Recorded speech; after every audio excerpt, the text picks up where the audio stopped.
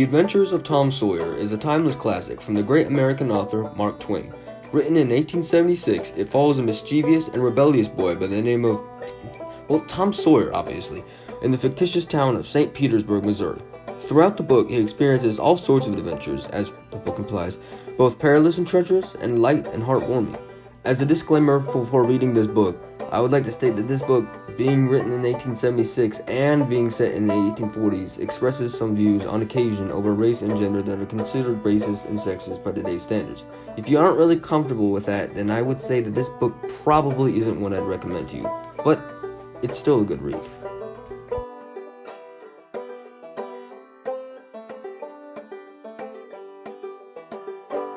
Thomas, or simply Tom, is a 12 to 13-year-old boy who lives with his Aunt Polly, younger brother Sid, and older cousin Mary. Twain never really specified what happened to his parents, but we can all infer that they're deceased, and they all died probably a good time before the events of the book. Tom is a rebellious, and he's a troublemaking kid, and he's always getting into trouble, man. I mean, like, it's just kind of his thing, and he gets into lots of situations throughout the story, man. It's kind of a whole deal. But even though he is rebellious and he's mischievous and all that, he really is deep down quite smart, and he's really cunning. I mean, he's not always used for good purposes, but he really is a bright kid.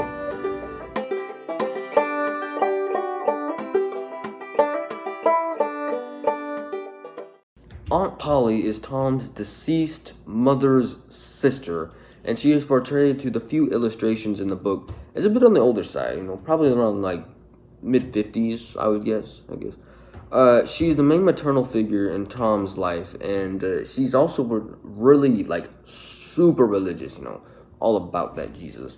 And she always trying to get Tom to go to church, and he's very reluctant to do that because Tom just wants to be outside, play with his friends, and she always trying to make him pray and act all like fancy and that stuff. But Tom ain't really about that.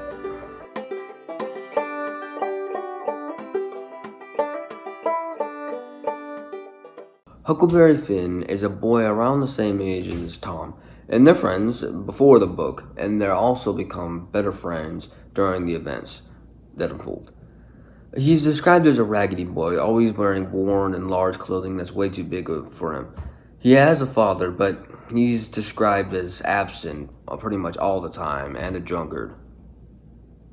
There's also a book about this guy, so might expect another episode soon.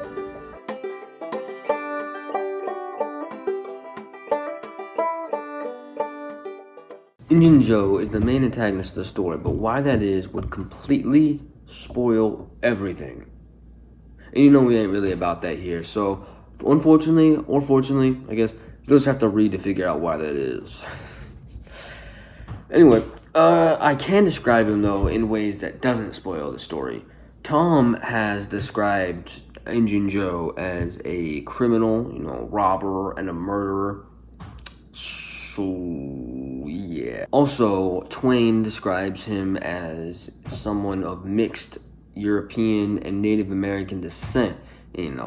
People throughout the book, they don't really get the nicest names for him, and that's,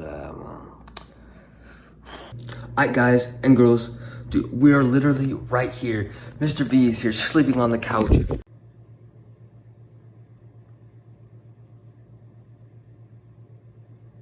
So we're just going to wake him up gently, but gently, man, because that's how we're about here. Mr. V! Oh, heavens me! Unless you told me to pull so like that. Oh, give me quite a fright. Oh my goodness. Oh, is it that time already? Oh, I don't even have my scarf. This is quite embarrassing.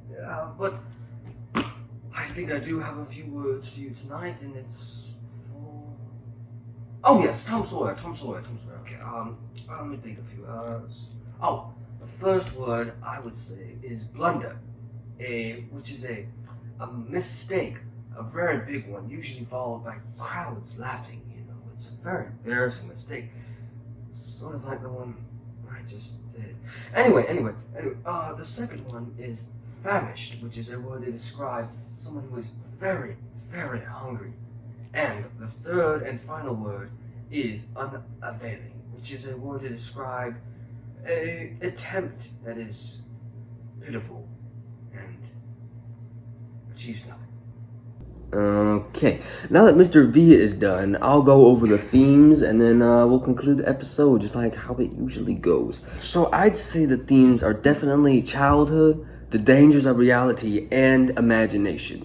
As for a recommendation, I mean, I definitely recommend this book to other people. I mean, even though it does say some things that I don't necessarily believe, and it just say some things that I don't really support, but other than that, it's a really good book, man. It really hooks you in from the start, man. Like, it hits you with the action, and then it just never goes down, and you're stuck just turning those pages. It's a real good read.